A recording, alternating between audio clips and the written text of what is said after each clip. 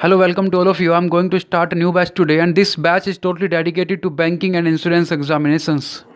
इस बैच का बेनिफिट आपको कितना लगेगा, इस बात का अंदाज़ा आपको आज के इस छोटे से वीडियो से लग सकता है। आपके सामने एक सेंटेंस लिखा है, इस सेंटेंस में आपको एरर फाइंड करना है। अगर आपने एरर फाइंड कर लिया और आप 100% श्योर हो कि हाँ यहीं पे एरर है, ये वाला एरर है, मैं श्योर हूँ, और आपका आंसर ठीक है, तो आप ठीक हैं, तो आपकी तैयारी अच्छी है। और अगर आपको लग रहा है यार ये भी हो सकता है आंसर, यहाँ भी कुछ गड़बड़ लग रही है, श्योर नहीं हूँ, तो जनाब आपको कुछ पढ़ने की ज़रूरत है। मैं क्या क्या कवर करूँगा ये भी मैं इस सेंटेंस के बाद बताऊँगा। पहले इस सेंटेंस को देखते हैं किस तरीके से हमारी अप्रोच होगी। सेंटेंस पढ़ना शुरू करते हैं। लास्ट वीक ने मुझे कुछ इन्फॉर्म किया। क्या किया? लास्ट वीक की बात हुई तो ये पास्ट है, और आगे आने वाला जो भी टेंस होगा, जो भी वर्ब होगा, वो मेरा पास्ट में होना चाहिए। उसके बाद लिखा है the chief of ICMR while announcing the results of second all India serology survey said only 7% of Indians had exposed. एक छोटी सी बात समझानी है मुझे। क्या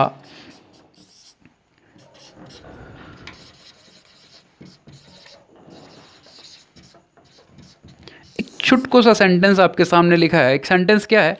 आई वॉज टोट।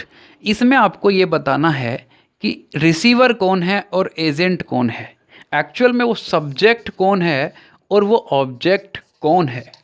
जब हम सब्जेक्ट ऑब्जेक्ट की बात करते हैं तो हमारा सब्जेक्ट एजेंट होता है, ये डूअर होता है, एक्चुअल में ये उस काम को कर रहा होता है। ये ऑब्जेक्ट एक रिसीवर होता है, ये उस काम को रिसीव कर रहा होता है, ये उस काम को कर नहीं रहा होता है। आई वॉज टोट, क्या आई यहाँ सब्जेक्ट है? क्या एक्चुअल में ये सब्जेक्ट है? मेरे हिसाब से तो नहीं है, आपके हिसाब से पता नहीं, मैं फिर भी बताने की कोशिश करता हूँ। इसे पढ़ाया गया है तो ये रिसीवर हुआ, और अगर ये रिसीवर हुआ तो ये ऑब्जेक्ट हुआ। इसका मतलब ये सब्जेक्ट नहीं है, ये मेरा एजेंट नहीं है। जब कभी भी कोई भी एक रिसीवर सेंटेंस के स्टार्टिंग में लिखा जाए, आई रिपीट, जब कभी भी कोई रिसीवर समझते हैं, जो ऑब्जेक्ट है, ज़रूरी नहीं है कि स्टार्टिंग में लिखा है तो सब्जेक्ट होगा। मेरी बात समझने की कोशिश करें, इस पे मैं डिटेल में पढ़ाऊंगा आपको आगे चलकर। जब कभी भी कोई रिसीवर सेंटेंस के स्टार्टिंग में लिखा जाए तो वो सेंटेंस पैसिव वॉइस में बनता है, लेकिन बैंकिंग एग्जामिनेशंस में हमारा एक्टिव पैसिव से कोई लेना देना नहीं है, इसलिए हम डायरेक्ट पॉइंट पे पढ़ेंगे। अगर कोई भी रिसीवर स्टार्टिंग में लिखा है तो उसके बाद एक हेल्पिंग वर्ब लिखी होगी, और वो हेल्पिंग वर्ब पैसिव वॉइस के अकॉर्डिंग होनी चाहिए। एक छुटकू सी टेबल के साथ हम सारी चीज़ें कवर कर जाएंगे। और अगर ऐसा है तो यहाँ लिखा है 7% of Indians had exposed to the virus. अब वायरस से एक्सपोज कौन कौन हुआ है? ये 7% इंडियंस हुए ना, या इंडियंस ने 7% इंडियंस ने वायरस को एक्सपोज कर दिया? बात समझ रहे हो? तो ये क्या हुआ? हमारा रिसीवर। और अगर ये रिसीवर है तो सेंटेंस पैसिव वॉइस में बनेगा, और हम पैसिव वॉइस की जब बात करते हैं तो हम हैड बीन का यूज़ करते हैं, ना कि हैड का। तो ये एरर था। To the virus the health minister to referencing the same survey said that India far from any sort of herd immunity. एक बात समझ में मेरे अभी तक नहीं आई। Said that India far from, दूर है उससे। अच्छा एक बात बताओ, है या था? पहले तो ये बताओ, यहाँ प्रेजेंट की बात करूँ मैं या पास्ट की बात करूँ? तो आप कहोगे पास्ट की बात करो, प्रेजेंट की बात ना करो।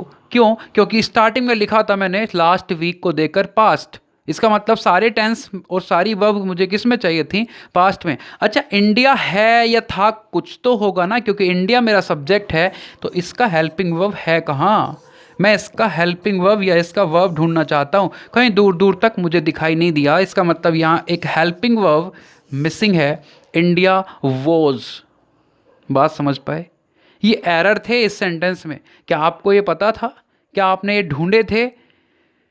इन सारी चीज़ों की मास्टरी आपको करनी है तो इस बैच के साथ जुड़िए। ये क्वेश्चन हमारे पास ऑड वन आउट का है। 5 statements are given below labeled A, B, C, D and E. Among these, 4 statements are in logical order and form a coherent paragraph. From the given options, choose the option that does not fit into the theme of the paragraph. हमें 5 option दिए हुए, इन 5 में से 4 ऐसे option हैं जो एक logical order में एक पैराग्राफ को तैयार करते हैं। एक ऑप्शन ऐसा है जो पैराग्राफ के मीनिंग में फिट नहीं होता, उसी को हमें ढूंढना है और वही हमारे क्वेश्चन का आंसर होगा।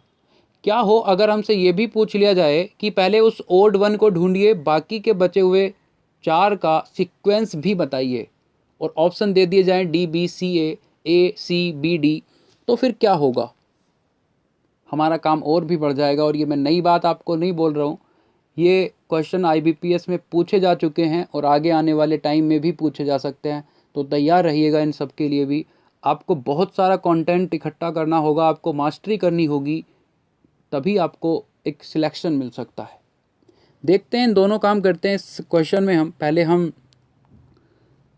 उस ओड वन को ढूंढते हैं, उसके बाद हम सीक्वेंस देखते हैं। पहला सेंटेंस लिखा है, in India fake story said there was a GPS tracking chip embedded in the new RS 2000 note. ये कहानी आपने बहुत सुनी होगी, ये फेक न्यूज़ थी कि 2000 के नोट में एक चिप है, अगर आपने कहीं गड्ढे में भी दबा दिया तो भी पता लग जाएगा कि 2000 का नोट है कहाँ। सेकेंड क्या लिखा है, this has set alarm bells ringing in Europe where several countries are about to go to the polls। कि ये एक अलार्म सेट करेगा, रिंग करेगा यूरोप में, जहाँ कुछ कंट्रीज़ पोल्स की तरफ जाने वाली है, मतलब वहाँ इलेक्शंस होने वाले हैं। सी क्या कहता है, the abundance of fake stories during the US presidential elections has raise concerns about their impact on election results. D क्या कहता है, Germany is considering imposing a 6 lakh fine on Facebook if it shares fake news, and an Italian regulator has asked European countries to set up an agency to combat fake news। And last क्या कहता है, recent study from the Pew Research Center found that approximately 2/3 of Americans felt fake news had caused a great deal of confusion over affairs। अच्छा एक बात बताओ, पहले option को छोड़ के क्या इंडिया की इन चारों में कहीं बात हुई है? नहीं हुई है। इसका मतलब ये बहुत ही ओड है। तो ये हमारा जो ओड वन ढूंढने का काम था वो हो चुका है। मतलब इस क्वेश्चन का आंसर ए है, क्योंकि ना तो इस वाले पॉइंट में, ना इसमें, ना इसमें, ना इसमें, कहीं भी किसी भी तरीके से फेसबुक का जिक्र ना तो पहले वाले पार्ट में हुआ है, ना इन चारों में इंडिया का जिक्र हुआ है। तो ये वाला ओड था, हमने इसे हटा दिया। अब हम बात करते हैं सीक्वेंस की। तो सीक्वेंस दिस, अब मैं ये पूछता हूँ आपसे, दिस क्या है? भाई पैराग्राफ कहीं से शुरू हुआ है तो कहीं ना कहीं नाउन हुआ होगा ना स्टार्ट। ये दिस किसके लिए आया? ये दिस क्या है जिसने अलार्म सेट किया? हमें नहीं पता, तो यहाँ से स्टार्टिंग नहीं हो सकती, बी हमारा स्टार्टर नहीं हो सकता। The abundance of fake stories during the US presidential elections has raise concern about their impact on election results. इससे पहले कुछ ना कुछ बात हुई होगी, तभी तो हम फेक स्टोरीज पे इतना फोकस कर रहे हैं। क्या बात हुई है? जर्मनी इज कंसीडरिंग इम्पोजिंग, यहाँ भी बाद में बात हुई है। तो एक यहाँ ई वाला ऑप्शन लिखा है, और recent study from the प्यू research centre found that approximately 2/3 of American felt fake news. यहाँ से स्टार्ट हुआ है फेक न्यूज़ का पूरी तरह से, जो भी कारवा स्टार्ट हुआ वो यहीं से हुआ है। तो हमारा जो स्टार्टर होगा वो होगा क्या? ई। डन।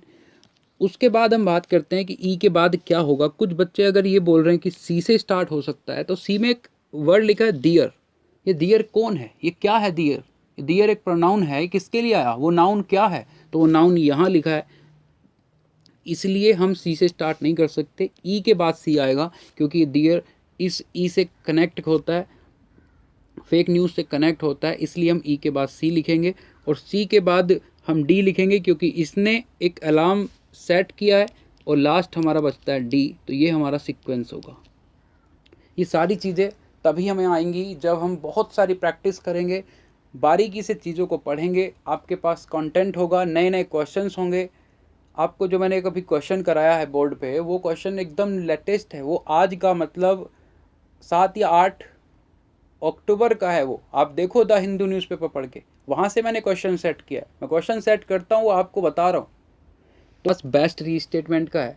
एक्चुअल में अगर आप इसे सही से देखोगे तो एरर डिटेक्शन का ही पार्ट है। पहले क्या होता था, पहले इस तरीके के एरर डिटेक्शन आते थे कि ये ए पार्ट है, ये ए वाला ये पार्ट ए है,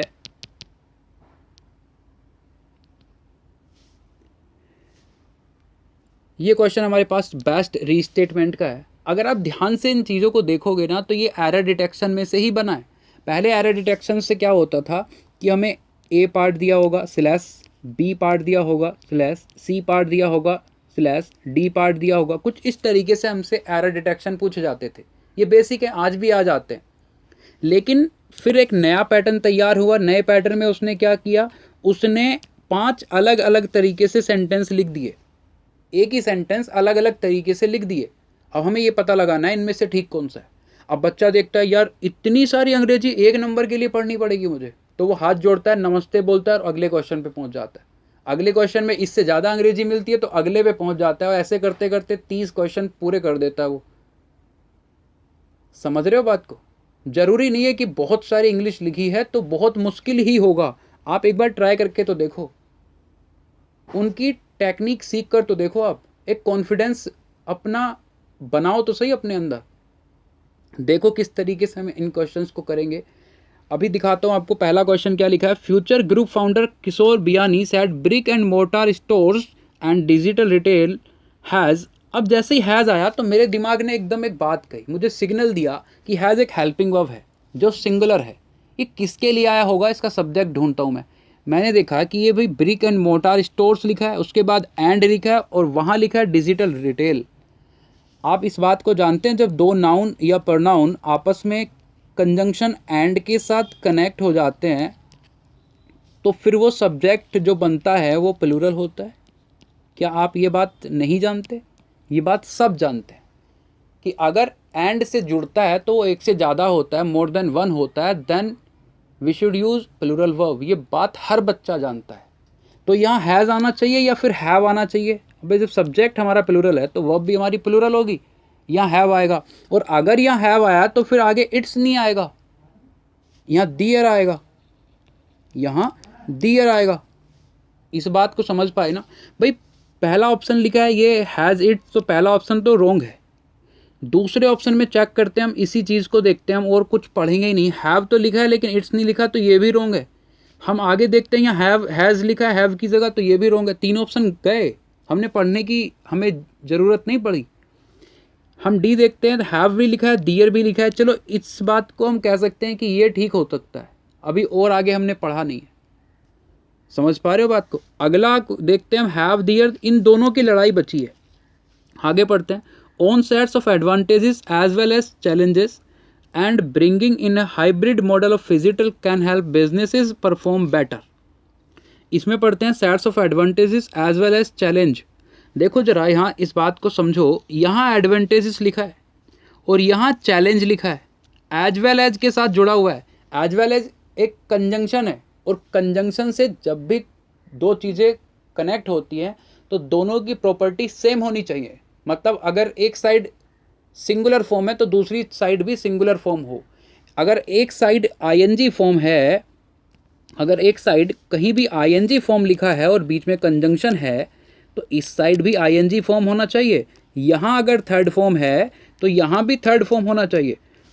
अगर यहाँ एडवांटेजेस प्लूरल फॉर्म में लिखा हुआ है ये, तो इधर भी प्लूरल फॉर्म ही होना चाहिए।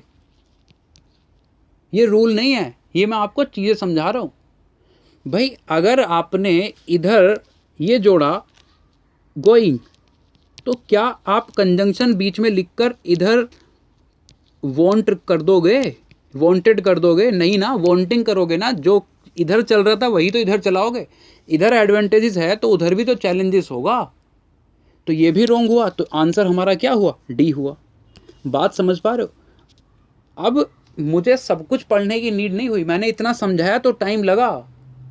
जब आप इसे करने बैठोगे अब तो आप मुश्किल से 7-8 सेकंड लगाओगे भाई। आप वहीं देखोगे ना। अब ये कब होगा पता कि भाई यहाँ हैज़ की जगह हैव आना चाहिए, इट्स की जगह दियर आना चाहिए, वहाँ चैलेंज की जगह चैलेंजेस आना चाहिए। ये सारी चीज़ें कब पता होंगी? जब आपको बारीकी से बेस आपने क्लियर किया होगा, आपने कंटेंट, अच्छे कंटेंट के साथ स्टडी की होगी, लगातार आप बने रहे होंगे स्टडी के साथ, तब आपका माइंड काम करेगा ना। समझ पा रहे हो बात को? एक और क्वेश्चन देखते हैं नेक्स्ट। सेंटेंस करेक्शन का है, आपने डायरेक्शन पढ़नी होंगी। यहाँ बहुत सारी डायरेक्शंस लिखी होती हैं लेकिन ज़रूरत नहीं पड़ती है। ये सेंटेंस है, though he will never admit this in front of his friends, the loss of his parents is much too painful for him.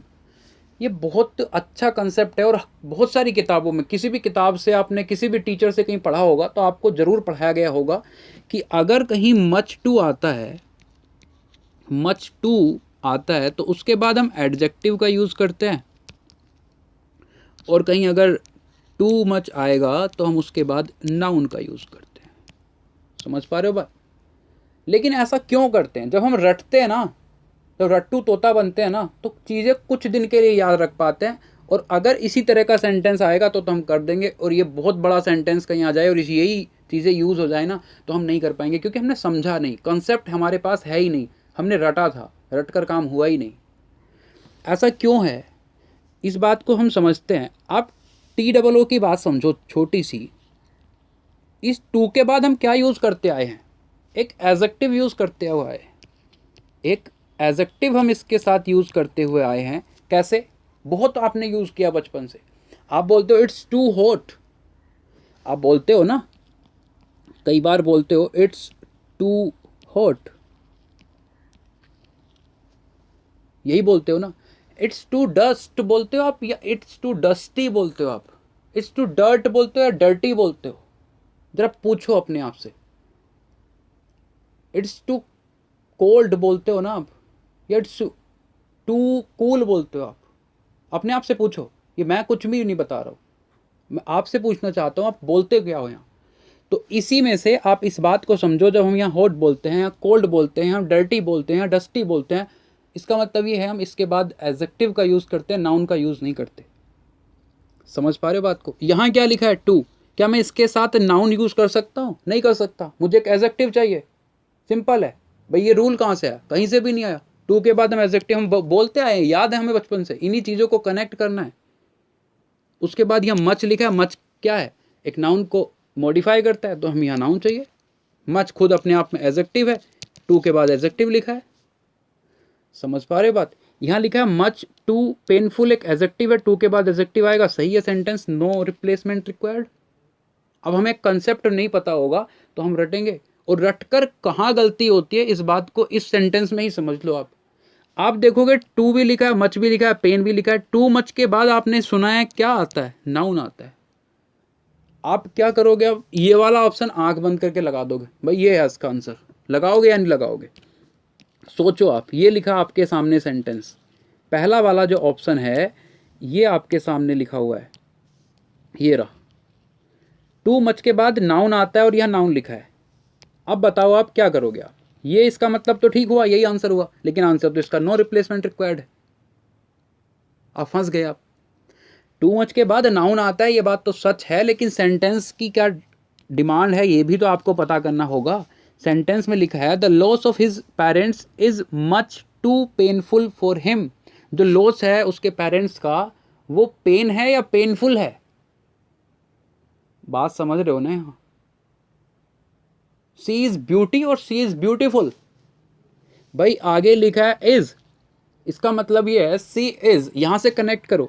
एक सेंटेंस लिखा है सी इज ब्यूटी और ब्यूटीफुल। ब्यूटी एक नाउन है और ब्यूटीफुल एक एडजेक्टिव है, तो यहाँ ब्यूटी या ब्यूटीफुल? सिंपल है, ये बात आप जानते हो, मैंने कुछ भी नहीं बताया। अगर आप रटोगे तो आपके हिसाब से आंसर फर्स्ट है, आप नहीं रटोगे तो आप कहोगे कि सही है, ये तो अपने आप में सही लिखा है, यही आना चाहिए, ये आ ही नहीं सकता, ये गलत है, ये आएगा।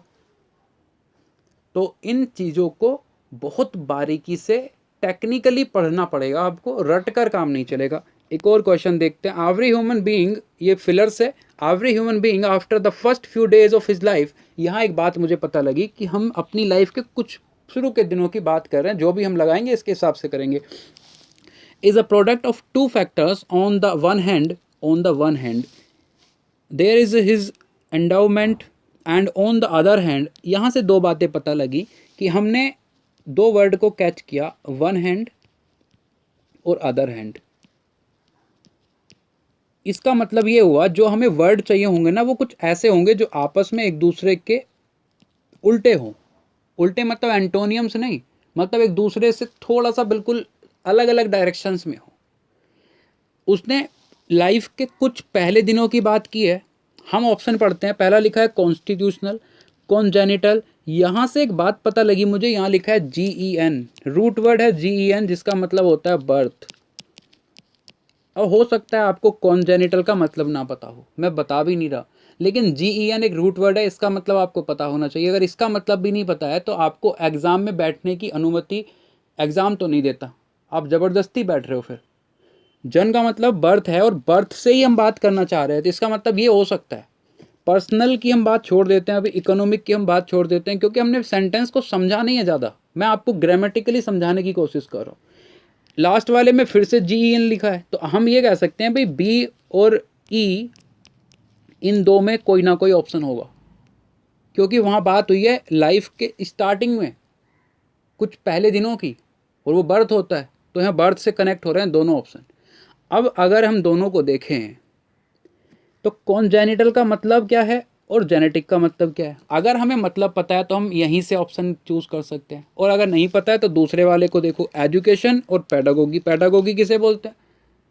आपका टीचिंग स्टाइल क्या है, आपकी ऑडियंस आपके सामने जो बैठी है उन्हें समझाने का, उन्हें पढ़ाने का, उन्हें बताने का, उन्हें हैंडल करने का आपका वे क्या है, तरीका क्या है, वो पेडागोगी, यही तो है।